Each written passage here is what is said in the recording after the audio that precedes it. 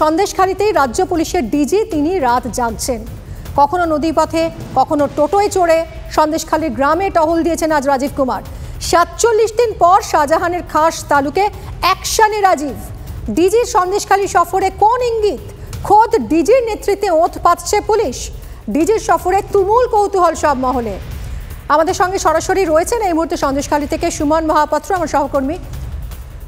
সুমন, বড় কোনো পদক্ষেপের দিকে কি এগোচ্ছে পুলিশ? কারণ ডিজিপি তিনি সন্দেশখালীতে পৌঁছলেন, আমরা সন্ধ্যা থেকে দেখলাম বিভিন্ন ঘাটগুলোতে তিনি ঘুরলেন, এই মুহূর্তে সন্দেশখালীতে রয়েছেন তিনি। ব্যাপারটা ঠিক কি? দেখো, নিশুতি রাত সন্দেশখালীর বাজার সংলগ্ন যে এলাকা তা কিন্তু পুরো স্তব্ধ। তখন কিন্তু ডিজি, রাজ্য পুলিশের ডিজি, তিনি কিন্তু টহল দিতে বেরিয়েছিলেন। আমরা যেটা জানতে পারছি, তিনি সন্দেশখালীর যে বাংলোয় রয়েছেন সেখান থেকে বেরিয়ে ত্রিমণি বাজার হয়ে একটা বিস্তীর্ণ অংশ কিন্তু তিনি ঘুরে বেড়ান এবং তারপর তিনি কিন্তু ইতিমধ্যেই ফের তার বাংলোতে প্রবেশ করেছেন। এবং তোমাকে একটা কথা বলি, পুরো সন্দেশখালীতেই এখন কিন্তু একটা পুলিশি তৎপরতার ছবি ধরা পড়ছে। কি কারণে, কি উদ্দেশ্য তা কিন্তু এখনো বোঝা যাচ্ছে না। তবে প্রশাসনিক মহলে জোর গুঞ্জন যে আজকে রাত্রেই কিছু একটা ঘটনা ঘটতে পারে। ইতিমধ্যেই কিন্তু এসপি যিনি, তিনি কিন্তু থানায় প্রবেশ করলেন, থানাতেও তৎপরতা রয়েছে এবং রাজ্য পুলিশের ডিজি তিনি খোদ কিন্তু টোটো করে, বাইকে করে গোটা এলাকায় টহল দিচ্ছেন, যেটা নিঃসন্দেহে বলা চলে একটা বেনজির ছবি। সন্দেশখালীতে এখন ঘড়ির কাঁটা বলছে 10:30, পুরো সন্দেশখালী স্তব্ধ। ডিজি তিনি কিন্তু রাস্তায়, তিনি কিন্তু ঘুরে বেড়াচ্ছেন এবং ঘুরে বেরিয়ে এসে কিছুক্ষণ আগে তিনি কিন্তু ফের তার বাংলোয় প্রবেশ করেছেন। পরিষ্কারভাবে একটা ইঙ্গিত, একটা পুলিশি তৎপরতা, যেখান থেকে মনে হচ্ছে যে একটা বড় স্টেপের কিন্তু পরিকল্পনা করছে পুলিশ। আমাদের নজর তো রয়েছে এদিকে। সুমন, অনেক ধন্যবাদ। তবে অর্থাৎ শাহজাহানের খাস তালুকে কি কোমর বাঁধছে পুলিশ, এই প্রশ্নই এখন উঠছে। বাংলায় কার্যত বেনজির। কোন উপদ্রুত এলাকায় রাত কাটাচ্ছেন রাজ্য পুলিশের ডিজি? না সন্দেশখালী। তথ্যের জন্য কনস্টেবলদের থেকেও তার কাছে বেশি গুরুত্বপূর্ণ মনে হলো সিভিক ভলান্টিয়ারদের। সন্দেশখালীর ঘাটে ঘাটে টহল দিলেন রাজীব কুমার। হঠাৎ কেন এতক্ষণ কাটাতে হলো রাজ্য পুলিশের ডিজিকে? তাহলে কি কোনো বড় পদক্ষেপের প্রস্তুতি? 5ই জানুয়ারি সকালে ইডির ওপর হামলার পর 47 দিন পার।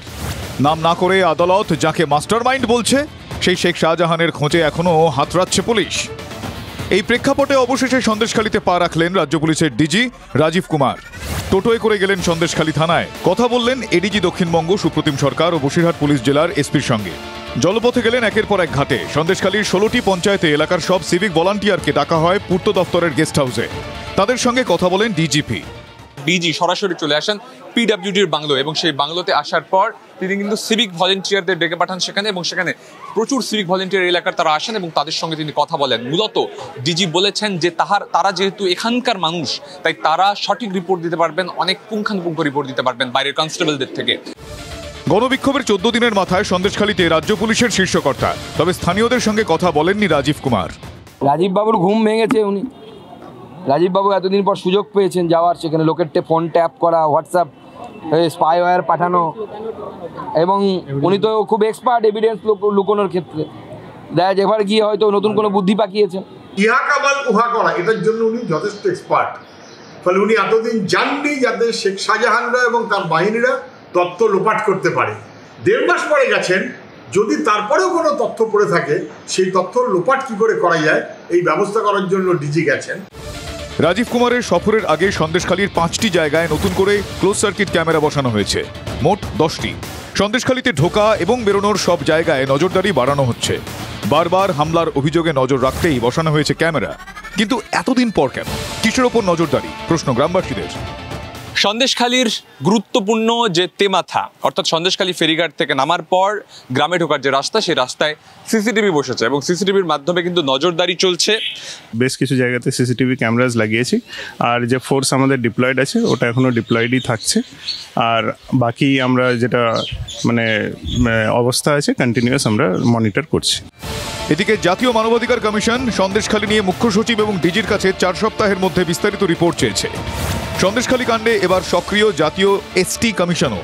সন্দেশখালী কাণ্ডে রাজ্যকে নোটিশ জাতীয় এসটি কমিশনের। এসটি কমিশনের পর বৃহস্পতিবার সন্দেশখালীতে যাবে এসটি কমিশনের টিম। সৌরভ দত্ত, সুমন মহাপাত্র, অরিত্র ঘোষের রিপোর্ট, TV9 বাংলা। সন্দেশখালীতে চাপ আরও বাড়ল শাসক শিবিরের। শিবু হাজরাদের বিরুদ্ধে আবার ধর্ষণের মামলা। আরও এক মহিলা দিলেন জবানবন্দি। শুধু প্রমীলা বাহিনী নয়, দ্বীপের দিকে দিকে শাহজাহানের দলবলের বিরুদ্ধে উঠছে মারাত্মক সব অভিযোগ। কেউ দাবি করছেন নবান্নে জানিয়েও কোনো বিহিত হয়নি, কারো আবার অভিযোগ লিজের টাকা চেয়ে বেদম মার খেতে হয়েছে তাদের। সন্দেশখালীতে আরো জোরালো প্রতিবাদের আওয়াজ, বাড়ছে সাহসিনীর সংখ্যা।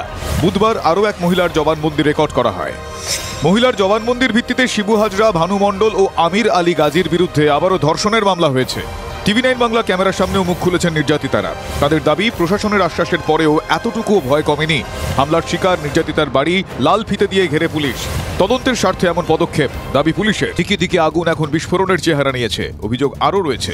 2019-এর জুনে সন্দেশখালীর ন্যাজাটে খুন 2 বিজেপি ও 1 তৃণমূল কর্মী। 1 বিজেপি কর্মীকে চোখে গুলি করা হয় বলে অভিযোগ। নিহতের স্ত্রীর দাবি, শাহজাহানের নেতৃত্বে হামলা হয়।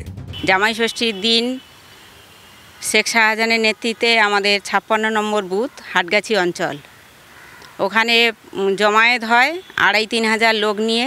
খুব নির্মমভাবে নির্মম অত্যাচার করে তাদেরকে, আমার স্বামীর শরীরে 8খানা গুলি করেছিল এবং চোখের মধ্যেও গুলি করেছিল। সন্দেশখালী নিয়ে শাসক দল বারবার দাবি করেছে সেখানে কোনো অভিযোগ নেই, কিন্তু সন্দেশখালী জুড়ে তৃণমূল নেতাদের গাজোয়ারির বিরুদ্ধে অজস্র অভিযোগ। এমনকি সেই অভিযোগ পৌঁছে যায় নবান্নে। নথি কথা বলে, নথি প্রশ্ন তুলছে সেই সব ব্যক্তিদের কাছ থেকে যারা সন্দেশখালী আন্দোলনকে নস্যাৎ করার প্রশ্নে বারবার বলে আসছেন কোথাও কোনো অভিযোগ দায়ের হয়নি। শিবু হাজরা, উত্তম সর্দার আমাদের জমিটি চাষ করতে দিচ্ছে না, নোনা জাল ঢুকিয়ে আমাদের জমি নষ্ট করে দিচ্ছে। তো আমি নবান্নতে প্রথমে জানালাম, বেলারু সাহেব উনি কিছু করলেন না। আজ আমার ছেলেটার গাড়ি বন্ধ করে দিয়েছে উত্তম সর্দার, শিবু হাজারার লোকজন। লিজের টাকা চাইলে শাহজাহানের বাহিনীর অকথ্য অত্যাচার, এমনই অভিযোগ সন্দেশখালীর কোনায় কোনায়। সন্দেশখালীর চারদিকেই শুধু বঞ্চনার ছবি, গাজোয়ারির ছবি। সে গাজোয়ারির আরেকটা আখ্যান বলা চলে প্রভাস ভুঁইয়া। লিজের টাকা পেতেন তো, তারপরে কি হলো? আগে পেতাম, এখন তার দেয় না। দেয় না? কে দেয় না? এখানে যারা টিএমসির যারা জলকর করছে তাদেরই তো এগ্রিমেন্টটা দিতে হচ্ছে না। মানে উত্তম, শিবুয়েরা? হ্যাঁ, ওরা ওদের সঙ্গে সাথীরা আছে এখানে, যেমন আছে রতন মণ্ডল। বছরের পর বছর সন্দেশখালীতে যেন শাহজাহানদের অলিখিত আইন মৌরসি বাট্টা। মুখ খুললেই করুণ পরিণতি। সেই অনাচারের বিরুদ্ধে জেগে উঠেছে সন্দেশখালী। সৌরভ দত্ত ও সুমন মহাপাত্র রিপোর্ট, TV9 বাংলা। মুখ্যমন্ত্রী যাননি, প্রধানমন্ত্রী আসছেন, তবে সন্দেশখালীতে নয়, বারাসতে। ভোট প্রচারে বারবার আসারই কথা প্রধানমন্ত্রীর, কিন্তু রাজ্য বিজেপি বলছে সন্দেশখালীর জন্যই আসছেন মোদি। ভোটে বিজেপির বড় অস্ত্র তো সন্দেশখালী। মণিপুরে যার খোঁজা তৃণমূল সিপিএমের। মাননীয় প্রধানমন্ত্রী নরেন্দ্র মোদী বারাসতে আসছে মহিলাদের পাশে দাঁড়ানোর জন্য, সন্দেশখালী মহিলাদের পাশে দাঁড়ানোর জন্য। লোকসভা ভোটের আগে বাংলায় প্রচারে সন্দেশখালীকে হাতিয়ার করেছে বিজেপি। সন্দেশখালী নিয়ে অল আউট গেরুয়া শিবির। বিজেপির জাতীয় সম্মেলনে বারবার এসেছে সন্দেশখালীর প্রসঙ্গ। সন্দেশখালী নিয়ে মুখ খুলেছেন অমিত শাহ থেকে রাজনাথ সিং। সেখানে নারীর নির্যাতনের অভিযোগ নিয়ে রাজ্যকে চড়া সুরে আক্রমণ করেন কেন্দ্রীয় মন্ত্রী স্মৃতি ইরানি। সন্দেশখালী পরিদর্শন করে রাষ্ট্রপতি শাসনের সুপারিশ করে জাতীয় মহিলা ও এসসি কমিশন। এই পরিস্থিতিতে 6ই মার্চ সন্দেশখালী যে জেলায় অবস্থিত সেই উত্তর 24 পরগনায় আসছেন প্রধানমন্ত্রী। মোদির সভা হবে বারাসাতে। সেখান থেকে সন্দেশখালীর দূরত্ব প্রায় 80 কিলোমিটার। বিজেপির রাজ্য সভাপতির দাবি, সন্দেশখালীর মহিলাদের পাশে দাঁড়াতেই আসছেন প্রধানমন্ত্রী। এই চোরেদের সাম্রাজ্য শেষ হবে, সেই লড়াই ভারতীয় জনতা পার্টি শুরু করেছে। আগামী 6 মার্চ মহিলাদের এই অত্যাচারের প্রতিবাদে মাননীয় প্রধানমন্ত্রী নরেন্দ্র মোদী বারাসতে আসছে, উত্তর 24 পরগনায় আসছে আপনাদের মহিলাদের সাথে কথা বলার জন্য, মহিলাদের পাশে দাঁড়ানোর জন্য, সন্দেশখালী মহিলাদের পাশে দাঁড়ানোর জন্য। বিরোধীদের অভিযোগ, সন্দেশখালী নিয়ে রাজনীতি করতে চাইছে বিজেপি। ভারতবর্ষের প্রধানমন্ত্রীর কাছে দেশের মানুষ জানতে চাইছে মণিপুরের মায়েরা কি দোষ করলেন, বিজেপি শাসিত রাজ্যগুলোতে যেখানে যারা ধর্ষিতা হচ্ছেন সেই মায়েরা কি দোষ করলেন। আর শুধু রাজনৈতিক প্রতিহিংসা পরায়ণতার কারণে শান্ত বাংলাকে অশান্ত করার চেষ্টা করছে আপনার এখানকার বিজেপির নেতারা, আর তাদেরকে মদত দিতে আপনি বাংলায় এসে সেই কথাগুলো শুনে তাদেরকে উস্কানি দিতে আসছেন। আসুন, ভালো কথা, এসে কি করবেন আমি জানি না, মণিপুরে তো উনি যাননি, যাওয়ার সময়ও পাননি। শুধু রাজনীতি করার জন্য যেন কেউ সন্দেশখালীকে ক্ষেত্র হিসেবে বেছে না নেয়। সব মিলিয়ে সন্দেশখালী কাণ্ডে মোদির বাংলা সফর ঘিরে চড়ছে রাজনীতির পারদ। Bureau report, TV9 Bangla.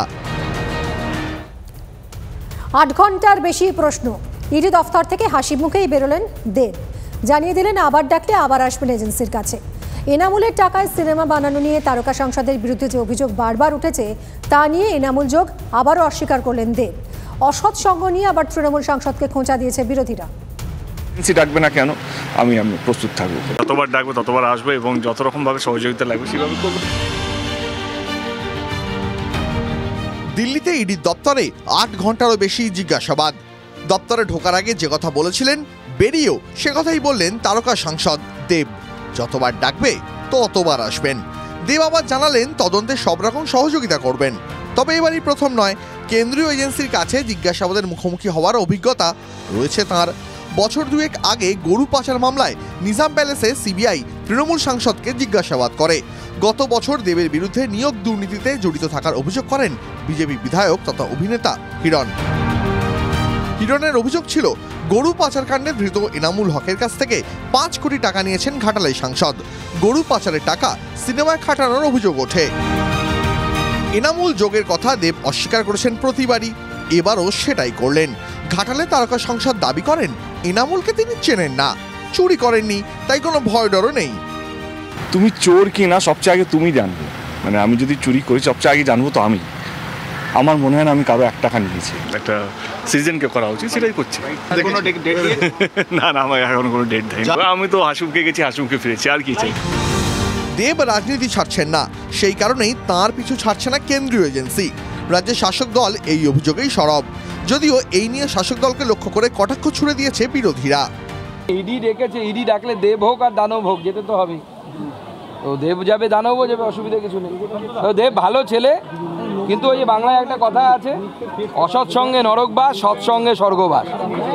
তো সৎসঙ্গ না জুটলে পরেও দেবের উচিত অসৎ সঙ্গ ত্যাগ করা। যদি কেউ অন্যায় না করে থাকেন ভালো বোঝা যাবে, কিন্তু তৃণমূলে আছি এবং তৃণমূলের সমস্ত অপকর্মের অংশীদার হচ্ছে, এটা কোনো ন্যায় কাজ হতে পারে না। ফের তিনি ঘাটালের প্রার্থী হবেন কিনা তা নিয়ে বেশ কিছুদিন রাজ্য রাজনীতি তোলপাড় হয়। একটি অডিও ভাইরাল হয় যেখানে দেবের কাটপানি নেওয়ার প্রসঙ্গ ছিল। এবার সেই দুর্নীতির অভিযোগেই এজেন্সির প্রশ্ন মানে তারকা সাংসদ। দিল্লি থেকে জ্যোতির্ময় কর্মকারের রিপোর্ট, TV9 বাংলা। ফের বর্ধমান বিশ্ববিদ্যালয়ের ব্যাংক অ্যাকাউন্ট থেকে টাকা উধাও। এবার উধাও হয়ে গেল 1,93,00,000 টাকা। ফিক্সড ডিপোজিটের টাকা ভেঙে অন্য অ্যাকাউন্টে সরিয়ে দেওয়া হয়েছে বলে অভিযোগ।